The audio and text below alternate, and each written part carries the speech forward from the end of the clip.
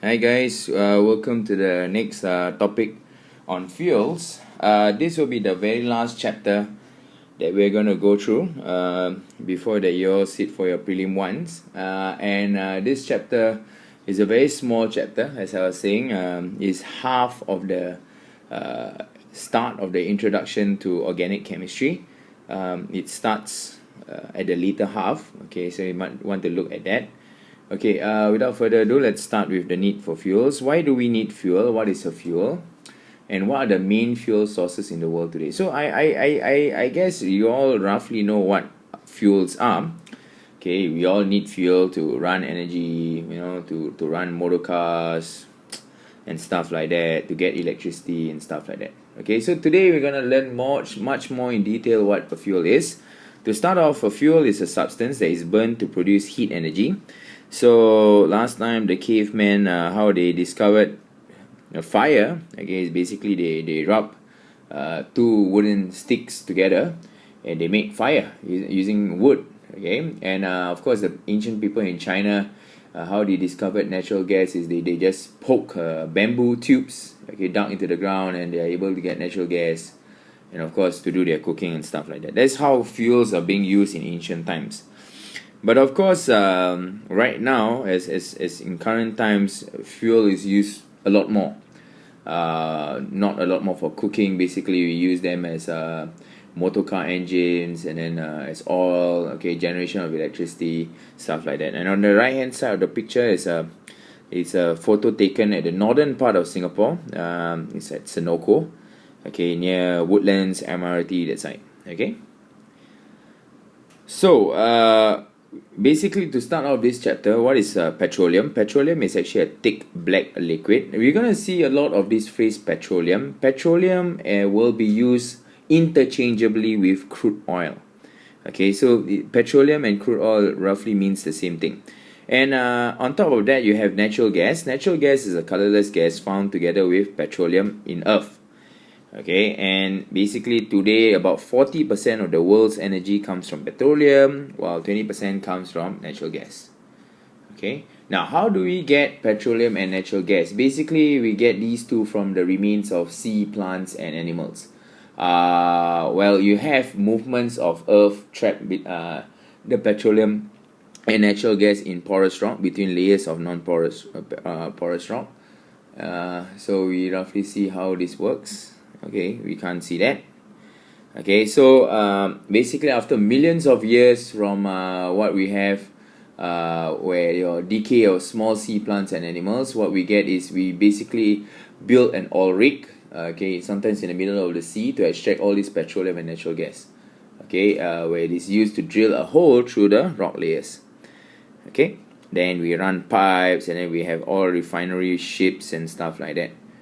Okay, and petroleum is transported by tankers or pipelines to an or nearest oil refinery. Okay, so what is an advantage of transporting natural gas in liquid form? I'm sure you get a lot of this kind of application-based question. The answer to this is, of course, liquid occupies a much smaller volume. Okay, you all learn in solid liquid gases where your liquid particles have they are much more closely packed. Okay, lesser space in between the particles, and they are able to flow. Okay, so they are easily transported and stored as compared to, let's say, solid. Solid is quite rigid, unable to flow. However, for a gas, it occupies a larger volume, so there are a lot of spaces in between. So liquid is the most ideal way to transport, okay, these gases from one area to another. Of course, petroleum and natural gas being fuels, okay, they are burned to provide energy. They are exothermic reactions. Okay, so when burned completely, when you learn organic chemistry, right? Okay, the products, when they undergo combustion, the products are always carbon dioxide and water. Okay, when combustion is incomplete, okay, instead of getting carbon dioxide, you'll get carbon monoxide and sometimes soot. Okay, soot is basically carbon in gaseous form. All right, so we've done for the first section. Okay, and then how can we just use this petroleum just as it is and then use it for cooking, for motor cars and all that? The answer is no. Petroleum itself needs to be refined, and this refining process is what you have learned, fractional distillation of petroleum. So you separate petroleum through separate parts or set different fractions in an oil refinery. Okay, so just to bring back the topic on separation, purification and separation of substances, which physical property of liquids makes separation by fractional distillation possible? So your answer should be, alright, it's different boiling points. So different fractions or different components of the petroleum itself has different boiling points. So that's why it's possible to separate it using fractional distillation. Okay, now this fractional distillation process, you need to remember, okay, it's very, very important. This is the only important part of the chapter.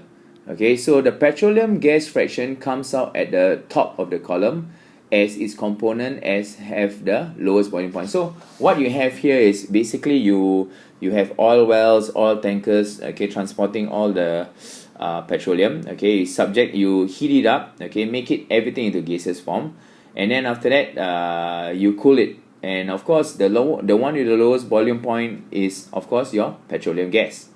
Okay, followed by petrol, okay, gasoline, the one that you put into motor cars, followed by naphtha, okay, followed by kerosene. Another name for kerosene is paraffin. Then diesel, and then after that lubricating oil, okay, and the last one is bitumen. So if you look at the whole fraction, okay, the one that is the lowest, or the one at the lowest region with the highest boiling point is of course lubricating oil and bitumen. Okay, why? Because they have the higher boiling points. Bitumen comes out as a residue, okay, somewhat as a solid state, okay, because it has a very high boiling point. Okay, so you have to remember the order. Okay, remember, you have to remember the order. Okay, which one comes out on top and which one. So altogether you need to remember all the 7 different fractions from the top all the way to the bottom. This is very, very important, especially when it comes to MCQ in the near future. Okay, so you have to remember the properties and uses of the fractions. Now, generally all the fractions are insoluble in water and they burn in air. They can undergo combustion. Okay, so as you go down, right, the fractions, their boiling points will increase. Okay, why? Because their molecules become bigger in the sense that there are more carbon atoms, and then more covalent bonds to break. Okay, and the liquid thus flow less easily. They become more viscous, much more thick, and it's difficult to flow. Okay, and as you go down also, the liquids burn less easily in the sense that when you burn them, they will produce more soot. Okay, as compared to those with lower boiling point like petroleum gas, where you can burn it very cleanly, very easy to get carbon dioxide and water. And lastly, when liquids burn, they burn with as I was saying, when you say that they burn less easily, they burn with a smokier flame. Okay, so as you go down the fraction, right, petroleum gas, petrol, naphtha, kerosene, diesel oil, lubricating oil, and bitumen, you look at the boiling point. Okay, there is a range. Now, why is it there a range? When you split them into fractions, okay, please don't be mistaken, you are also splitting them into various mixtures as well. Okay, you're not separating them into elements. So these petroleum gas, petrol, naphtha, and so on and so forth are not what do you call this? Are not elements, but they are still, and they are not even compounds even, because they have a range of melting point, a range of boiling point. So they are separated into different mixtures. So this petroleum gas, if you look at it, okay, it has 1 to 4 carbon atom, petrol 5 to 10, naphtha 8 to 12, so on and so forth. Now, you don't need to remember the boiling point or the approximate number of carbon atoms per fraction, but you need to remember, okay, as far as possible, its important uses. Okay, so for petroleum gas, usually is used for fuel for cooking. Most of us have HDB, city gas pipe into our homes, and you light up the gas, and then you get your fuel, okay, your natural gas.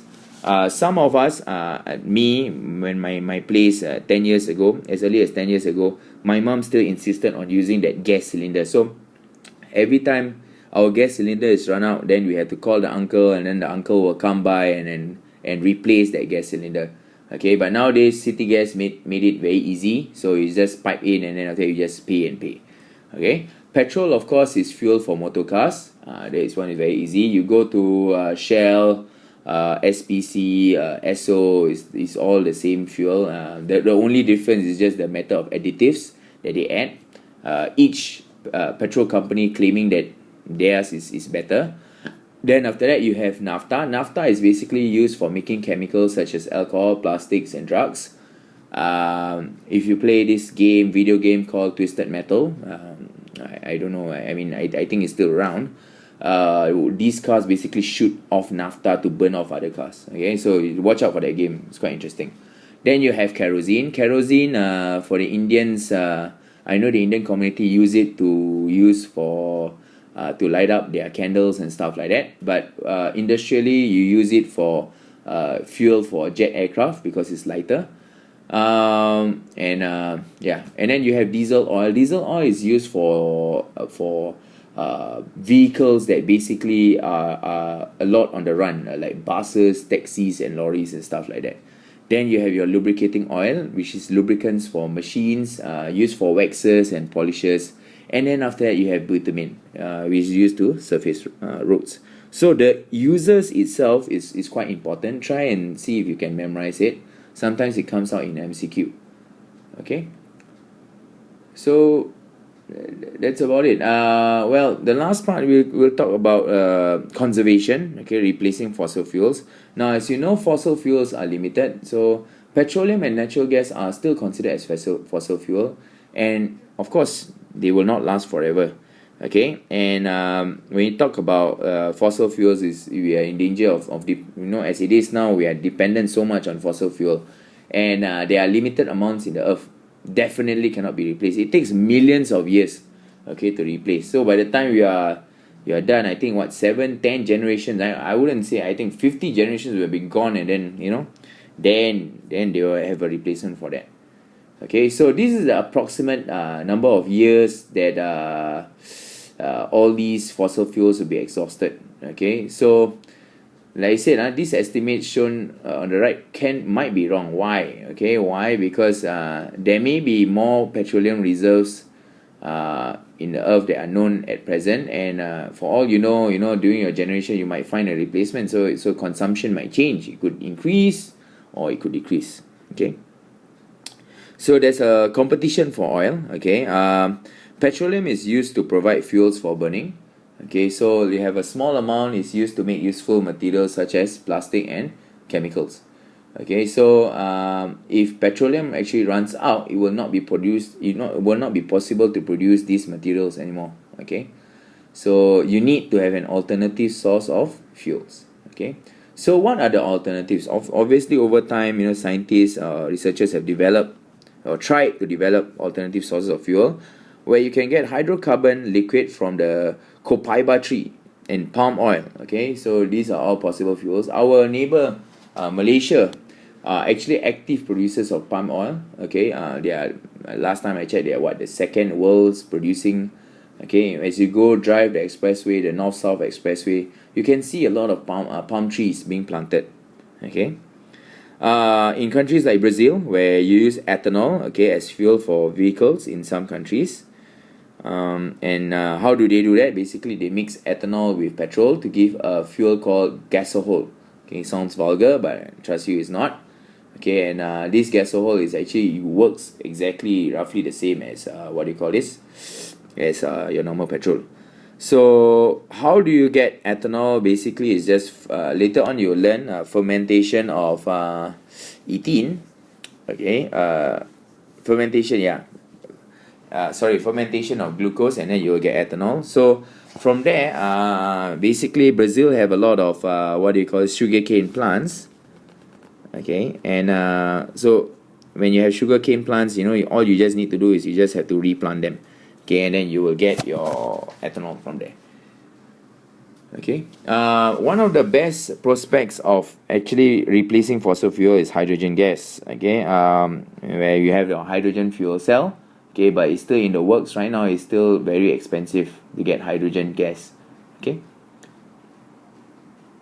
So let's talk about hydrogen as an alternative fuel. Okay, hydrogen. Why is hydrogen is considered as an alternative fuel? Is because it burns very cleanly in air. Okay. When you burn hydrogen, okay, the product itself is steam. It's just water, vapor, and it's a non-pollutant. Okay, and hydrogen actually is so flammable that it produces at least twice as much heat energy per gram when burned than any other common fuel. Okay, so it has great possibilities as fuel for cars. It has a very high potential to actually replace petrol. Okay. Now, the thing about hydrogen is this. Actually, how you want to get hydrogen is actually manufactured from petroleum and natural gas. So again, it all boils down to exactly the same source. Okay, petroleum and natural gas. Okay, there is the equations that you will see where you will get hydrogen gas. The hydrogen and carbon dioxide are separated by how do you eventually separate out the hydrogen and carbon dioxide? You actually just pass through them through an alkali. Okay, why an alkali? Because remember again, carbon dioxide is an acidic oxide, so you will absorb, the alkali will absorb the carbon dioxide and then you'll get the hydrogen gas.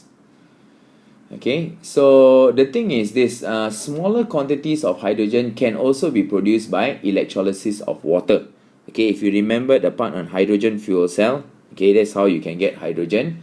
But the problem is it is very expensive. Okay, so another way is also to produce unlimited amounts of hydrogen from water using solar energy. Okay, but as you know, solar energy itself, okay, the solar panels itself is quite expensive. Okay, so we want to bring back to the fuel cell. Okay, hydrogen is a fuel, so it burns in oxygen to form water. Okay, so when you burn hydrogen, okay, you are giving off a lot of heat energy. Okay, and the same reaction can be used to produce electrical energy instead of heat energy in a fuel cell. Okay, so what do you call this? You burn off hydrogen, you get water, and then water you speed it up again using the electrolysis, okay, to get back the hydrogen and oxygen, and then you redo it over and over again. Okay, so the thing is this, firstly you have hydrogen, you combust it in oxygen to form water, then after that water you separate it out by using electrolysis to get back hydrogen and oxygen again, and then you redo it over and over again. So this whole process will produce electricity indefinitely, unlike your ordinary batteries, okay, provided there is a continuous supply of fuel. Okay, so the change from chemical energy to electrical energy in fuel cells is very efficient. So this is what a hydrogen oxygen fuel cell looks like. Okay, about 2 years ago, our school was involved in taking part in this carbon zero racing project, where they actually have little miniature race cars. It's fueled by this hydrogen oxygen fuel cell, but it can probably last for about 2 minutes or so, and then after that you have to recharge it back again. Okay, so the use of hydrogen oxygen fuel cell is used in space craft, providing electricity and water. So where you need to travel very long distance and large distance, okay, you use the hydrogen fuel cell. So your fuel cells are also used in experimental cars for now. Okay, but it hasn't been mass produced yet. Okay, for the natural consumption, as in for the mass consumption of many. Okay, why? Because the cost itself is still very prohibitive. Okay. So that's about it. We've talked about hydrogen fuel cell, and we've come to the end of the chapter. So in less than 20 minutes, we've already covered every single thing. Alright, so once you're done with this, okay, please do your workbook on fuels, and then after that we are all set and ready to go for your prelim 1. Okay, so till next time, see you guys, bye.